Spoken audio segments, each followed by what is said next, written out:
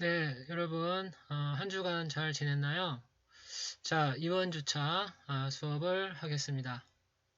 자, 이번 주차는 7주차입니다.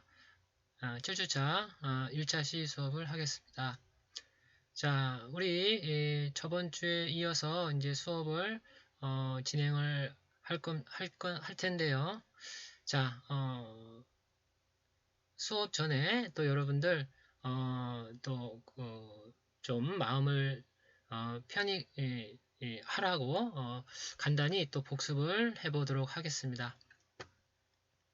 자, 우리 1장부터 수업을 진행을 했습니다. 자, 한번 간단히 보겠습니다. 자, 우리 1장 수업을 이제 시작을 했죠. 한번 보도록 하겠습니다. 자, 1장 부터 수업을 시작했고, 어,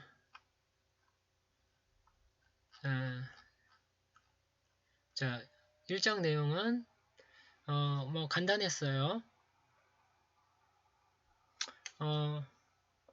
앞에서 여러 번 얘기했지만 뭐 이런 단위들 관련해서 기본량이라든가 유도량을 얘기했고요. 자, 그 다음에 뭐 이런 10의 지수에 관한 내용들을 봤습니다. 자, 차원 분석을 이야기했었고요. 자, 그리고 직각좌표계, 극좌표 이런 내용들 다뤄봤죠. 자, 수학에서 사용되는 내용이지만 물리학에서 사용이 되는 벡터와 스칼라 개념을 설명을 했습니다.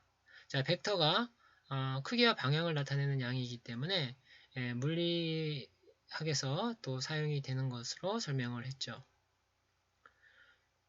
자, 본격적으로 이제 물리학을 배우는 이제 진짜 얘기가 2장부터였는데요. 자, 2장에선 1차원 운동을 배웠습니다. 자, 우리가 가장 간단한 운동이라고 할 수 있겠죠. 왜냐하면 1차원 이상으로 간단한 차원은 없겠죠. 1차원, 2차원, 3차원으로 차원이 높아질 테니까. 그래서 가장 간단한 차원인 1차원 운동부터 설명을 했던 것이죠. 자, 여기서 우리가 배웠던 것이 이제 속도 개념도 있었습니다. 속도. 그렇습니다. 그래서 속도의 의미에 대해서 이야기를 했고, 다음은 가속도였죠. 그러니까 속도도 변할 수 있죠. 속도가 일정할 수도 있지만 속도도 가속될 수 있습니다. 그래서 이런 속도의 변화를 가속도라 설명을 했던 것이죠. 자, 기호에 관한 것인데 표현에 있어서 표기가 좀 다르지만 이건 같은 것으로 이해하면 된다. 이런 이야기를 했죠. 뭐 이것뿐만 아니고 이런 얘기도 했죠. 뭐 이렇게 표기할 수 있지만 이것은 같은 물리량을 나타내는 것을 이해하면 되겠다라고 했습니다. 자, 뭐 그게 중요한 얘기는 아니었지만 뭐 알아둬야 되는 그런 내용이었죠. 가속도 이런 걸 했었고요. 이제 3장으로 수업을 이제 배우기 시작했죠. 3장 수업을 했는데 자, 3장에서는 2차원 운동을 이야기를 했습니다. 그죠? 그래서 2차원 운동, 속도. 자, 뭐 같은 것일 수 있으나 조금 다른 면은 있었습니다. 그러니까 2차원이니까 1차원 보다는 조금 차원이 올라갔죠. 1차원에서 2차원으로. 자, 그래서 이제 표기법이 이제 x라는 1차원에서 이제 y까지도 포함해야 되기 때문에 이 x와 y 이 두 개의 차원을 나타내는 방식으로 r이라는 x 대신에 이제 r이라는 기호를 사용하는 것으로 표현 방법이 바뀐 이런 차이가 있었습니다. 그러나 전반적으로 정의하는 방식은 같았죠. 속도의 정의 방식, 가속도의 정의 방식 이런 것들이 모두 같았습니다. 자, 속도 단위가 뭐라고 그랬죠? 그렇습니다. 미터 퍼 초였죠. 가속도는요, 미터/초 제곱이었습니다.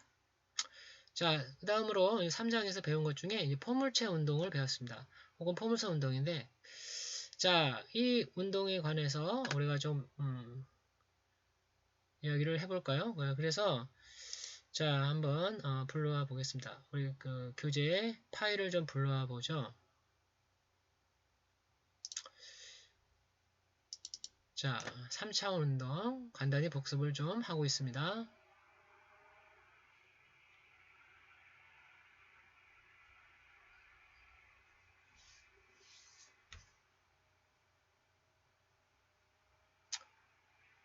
네, 이 3장에서 이제 2차원 운동을 배우고 있는데, 자, 포물체 운동에 관해서 우리가 이야기를 했습니다. 자, 다음과 같은 이런 경로를 그리는 운동이죠.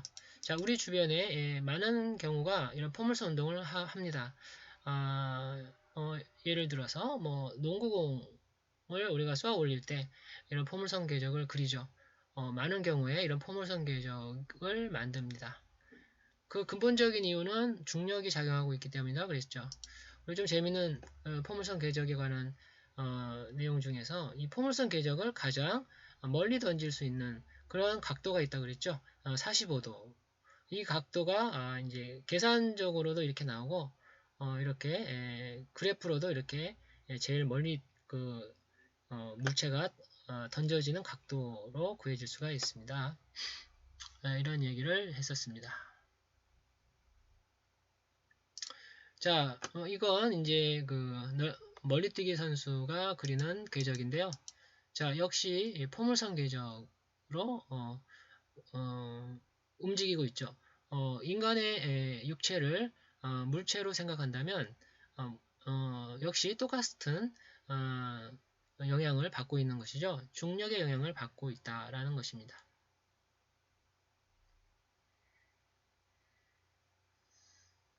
자, 그래서요, 우리가 이런 포물선 운동을 배웠는데 이때 우리가 이제 생각해 볼 수 있는 것이 바로 등가속도 운동이었습니다. 자, 등가속도 운동이란 매우 이제 쉬운 해석을 위한 가속도인 거죠. 그러니까 등가속도란 가속도가 일정하다 이런 얘기죠. 그래서 가속도가 일정한 그런 가속도를 등가속도라고 합니다. 이 등가속도를 우리가 가장 대표적인 예가 바로 중력 가속도이다라는 것이죠. 중력 가속도도 일정한 값을 갖죠. 9.8이라는 일정한 값을 갖습니다. 자, 표기법 참고로 얘기한 거죠. G라는 표현을 이렇게 쓸 수도 있고 좀 이렇게 쓸 수도 이렇게 정자체로 쓸 수도 있고 이렇게 좀 필기체로 쓸 수도 있습니다. 그러나 같은 의미라는 거 이런 것들을 우리가 생각해 보자 하는 것입니다. 여기에 이런 표현들 혹은 자, 이런 표현들은 모두 같은 표현이다 라고 알면 될 것 같습니다.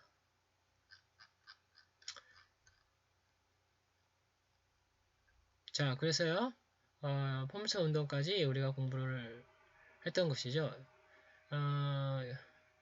그리고 이제 한 번 더 강조하자면 가속도가요. V에 대해서는 dt분의 dv라는 표현을 쓸 수 있는데 이것을 위치인 r로 표현하자면 결국 r이란 속도에 대한 시간 미분이기 때문에 결국 속도가 여기에 이제 r이라는 걸로 바뀐다면 미분이 한 번 더 겹치니까 이것은 2차 미분의 형태다라는 것이죠. 자, 해서 이제 3장을 배웠고요. 다음으로는 이제 4장 수업을 했죠. 4장은 이제 뉴턴의 운동 법칙인데요. 자, 뉴턴의 운동 법칙. 자, 우리 처음에 이 뉴턴 운동 법칙 이제 수업을 했었는데, 자, 우리 교환을 좀 볼까요? 자, 4장 한번 불러 봅시다.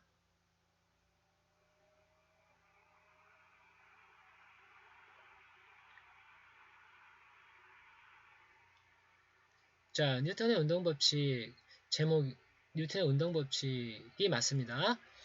자, 교수님이 수정을 했고요. 뉴턴의 운동 법칙. 자, 제 1절 처음에 이제 힘에 관한 해석을 했었죠. 그래서 힘이란 이제 두 가지로 이제 카테고리로 나뉜다라고 이제 얘기를 했습니다. 하나는 이제 접촉적으로 생각할 수 있는 힘이 있고 아니면 접촉을 직접적으로 우리가 이제 가시적으로 우리가 이제 봤을 때 접촉하지 않는 것 같은 힘이 있습니다. 그래서 접촉력과 장힘이라고 이렇게 분리를 했는데 이 힘이라는 것은 이제 력으로 이제 표현한 것이 같은 겁니다. 이게 힘력자죠. 그래서 원래 한자에 력이 힘이라는 의미인데 그래서 이게 뭐 힘에 관한 해석입니다. 그래서 접촉할 수 있는 게 뭐가 있냐면 탄성력이나 장력이나 반작용력 이런 것이 있을 수 있다 이런 얘기를 했었죠. 그림으로 보자면 자 이와 같은 이제 것에서 찾을 수 있었죠. 자 이렇게 스프링에 걸리는 이런 탄성력이 있을 수 있고 자 이렇게 유모차를 끌 때 이런 막대에 걸리는 이런 장력이 있을 수 있고 이렇게 공을 차면 이렇게 반작용력으로 이렇게 공이 날아가는 것이죠. 이런 접촉력으로 이해할 수 있는 게 있고요. 그 다음에 장힘이라는 그런 파트가 있다는 것이죠. 장힘이란 공간의 힘으로 직접 접촉은 일어나지 않으나 그 영향을 받고 있는 이런 형태가 있습니다.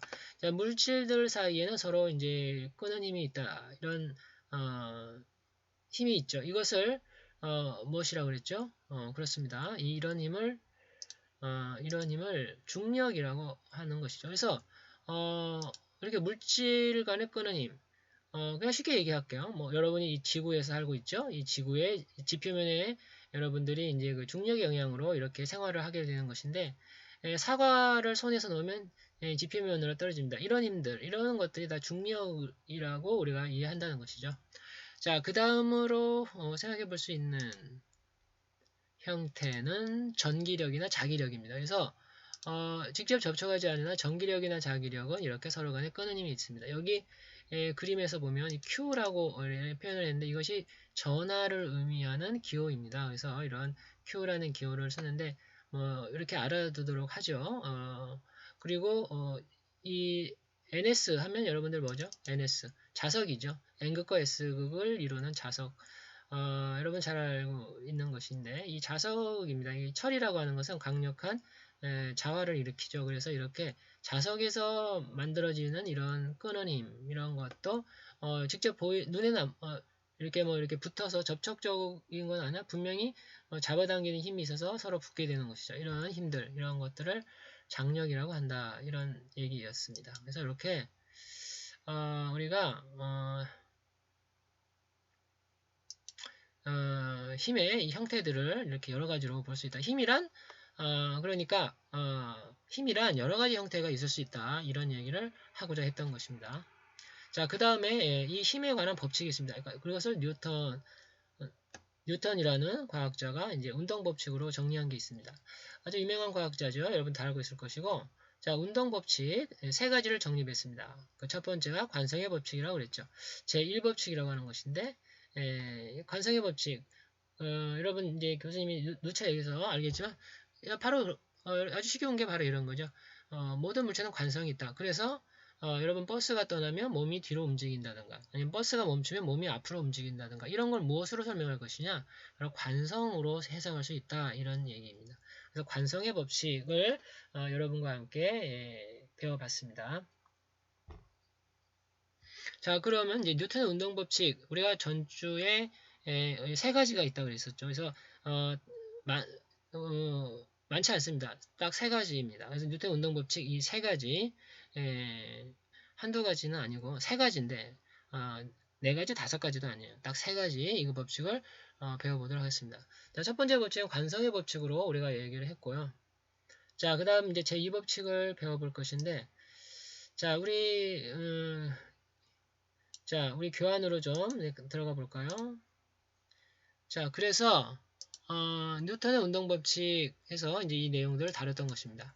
자, 아이작 뉴턴, 영국의 물리학자이고 수학을 매우 잘했습니다.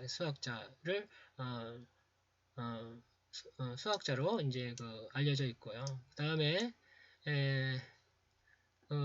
뉴턴의 큰 업적으로는 만유력의 법칙을 발견하는 업적이 있고, 그리고 이제 미적분에 대한 수학적인 방법론을 개발했다. 이러한 업적이 있습니다. 자, 그런 뉴턴이 이제 역학 법칙을 세 가지 발표를 한 것이죠.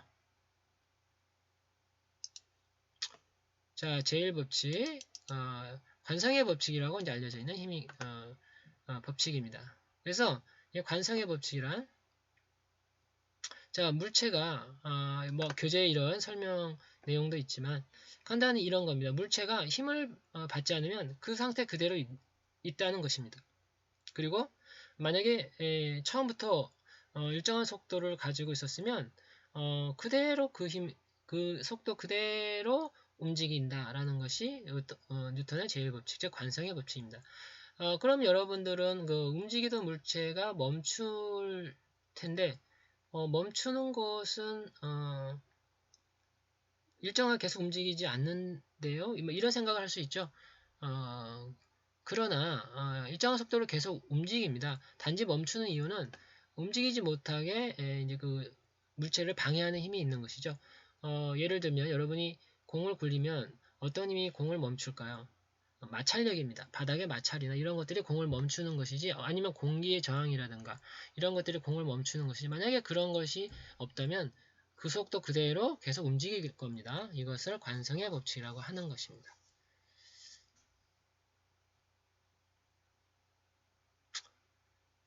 자, 그래서 이제 이런 그 그림을 봤었는데요. 이게 뭐냐면, 자, 물체가 움직이는 속도를 그대로 가져가고, 만약에 이것을 그 브레이크나 이런 것으로 멈추지 않는다면 이렇게 열차 사고가 일어날 수도 있다라는 것이죠.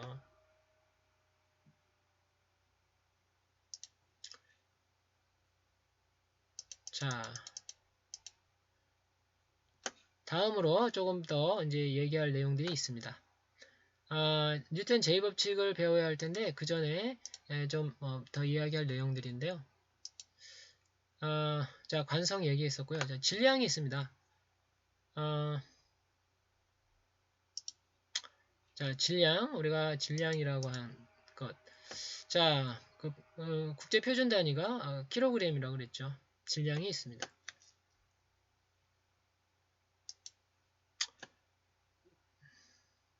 자, 관성과 관련된 그림인데요. 여러분 교재에 보면 그 관련된 이제 설명이 있습니다. 한번 읽어보면 그런 의미로 여러분들이 관성이라는 것을 생각해 볼 수가 있는 그런 문제, 그림입니다. 참고로 보면 될 것 같고요. 자, 드디어 제2법칙을 우리가 생각해 보도록 하겠습니다. 자, 뉴턴의 제2법칙인데요. 자, 뉴턴의 제2법칙에서는 여러분들이 이제 받아야 될 이제 시계 형태가 있습니다. 아주 유명한데 여러분도 교육방송에서 한 번쯤 봤을 유명한 형태의 제2법칙과 관련된 방정식이 있어요. 바로 이겁니다.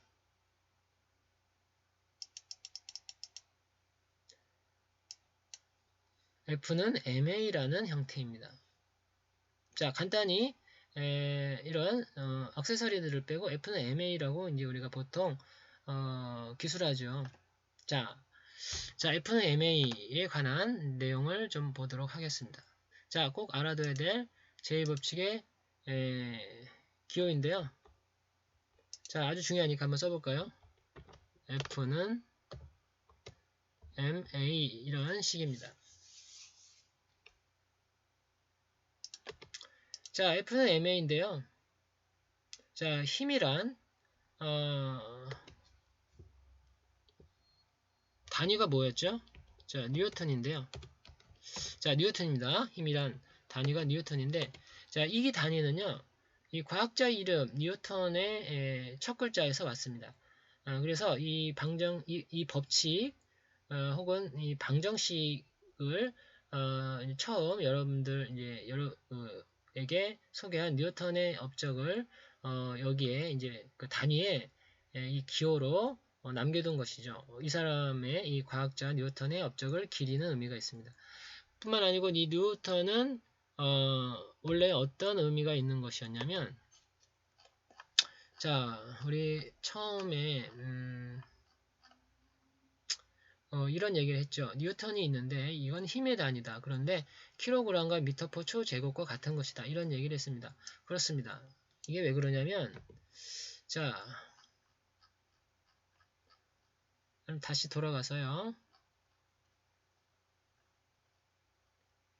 자, 여기서 붙여 써볼까요? 자, 이렇습니다. 자, 이게 왜 그러냐면, 자, 왜 그럴까요?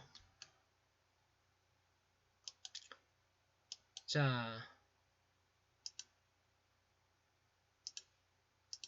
왜 그러냐면, 자, 여기 보면 알겠죠? 여기 질량이죠. 질량은 킬로그램, 그죠? 자, 가속도는, 자, 가속도는 뭐라고 했죠? 중력 가속도에서 그렇지만, 미터 퍼 초제곱을 쓰죠. 그렇기 때문에, 여기, 킬로그램 미터 퍼 초제곱인 것입니다. 그러나, 단위가 너무 길죠. 그러니까 이걸 매번 쓰기는 불편하니까, 이것을 하나의 기호로 약속해 준 거죠. 뉴턴은 이제 힘의 단위로 우리가 이야기를 하는 겁니다.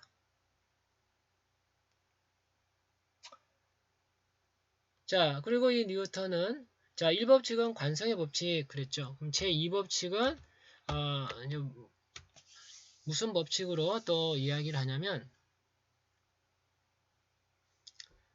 가속도의 법칙 이렇게 또 이야기하기도 합니다. 참고로 우리가 이렇게 알아두면 될 것 같습니다. 자, 뉴턴 제2법칙에 대해서 이제 본문의 내용을 좀 볼까요? 자, FMA란 이제 이것을 조금 더 설명을 해보자면 이렇습니다. 자, 원래 여기에 작용하는 힘이라고 하는 것은 여기에 작용하는 힘이라고 하는 것은 전체에 작용하는 모든 힘의 실질적인 합이죠. 혹은 알짜 힘인 것이죠. 그래서 여기에 시그마라는 것이 그런 의미로 들어간 것이고요. 일종의 보조적인 해석을 위한 기호, 액세서리라고 생각하면 됩니다. 그 다음에 힘이란 뭐라고 그랬죠? 힘이란 자, 벡터죠. 벡터이기 때문에 크기와 방향을 표현하는 기호가 있죠. 그래서 이렇게 방향을 갖는 이런 표현을 쓰는 것이 이게 벡터라는 의미입니다.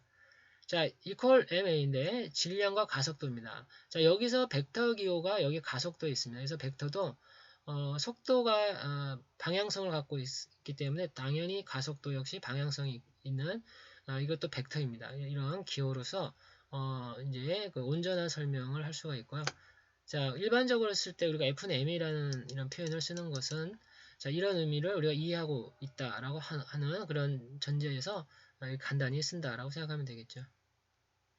자, 그리고 이것이 우리가 이제 공간에서 작용하는 힘으로 이해하기 때문에 자, 이것을 벡터 성분으로 표현하자면 세 가지가 있겠죠.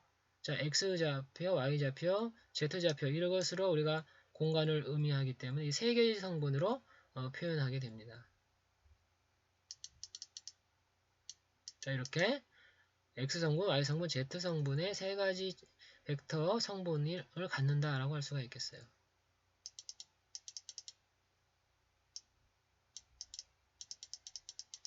자, 가속도가 이건 이제 보조적으로 이제 얘기하는 것인데, 자, 만약에 힘이 없다는 의미는 가속도가 0이라는 의미입니다. 질량은 있으니까. 자, 그 얘기는 그건 무엇이냐? 가속도가 없다, 0이니까 속도의 변화가 없다는 얘기죠. 이거 속도가 일정하다 이런 의미가 되는 것이고요. 자, 제2법칙은 바로 이런 의미를 갖는 방정식으로 우리가 기억을 해야 되겠습니다.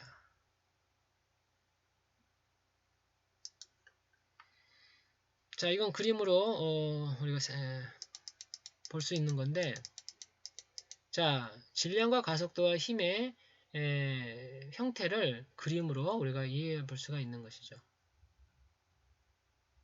자, 우리가 힘을 받는다는 것은 어떤 물체가 가속이 된다 이런 의미가 되는 것입니다.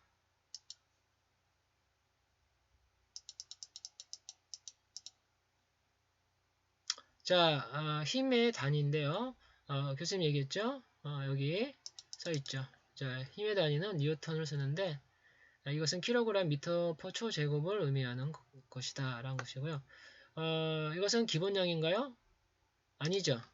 이렇게 쓴다고 해도 이것은 기본량이 아니고요. 기본량은 7가지입니다. 7가지 외에 나머지는 유도량이라고 봐야 되는 것입니다.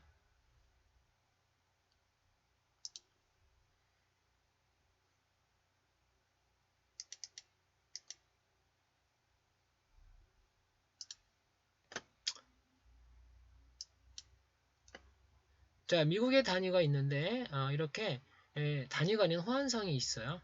우리는 그 표준 단위인 뉴턴을 주로 사용하게 될 겁니다.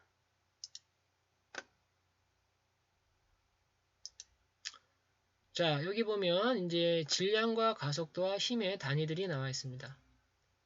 우리는 이제 표준 단위를 사용한다. 자, 미국의 상용 단위 혹은 관습 단위계가 있습니다. 이렇게 표현을 할 수도 있지만 이런 호환성이 다 있고요. 우리는 표준 단위로 이해하자 하는 것이죠. 왜냐? 표준 단위는 세계 어느 나라를 가도 다 통용되는 단위이기 때문에 그렇습니다.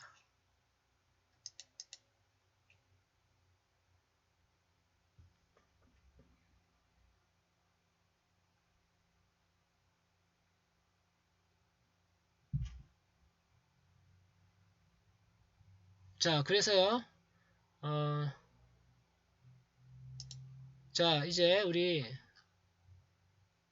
제2법칙을 배웠습니다.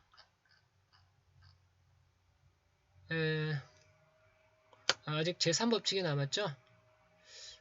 우리 잠깐 쉬었다가 2차 시에서 하도록 하겠습니다. 자, 잠깐 쉬도록 하겠습니다.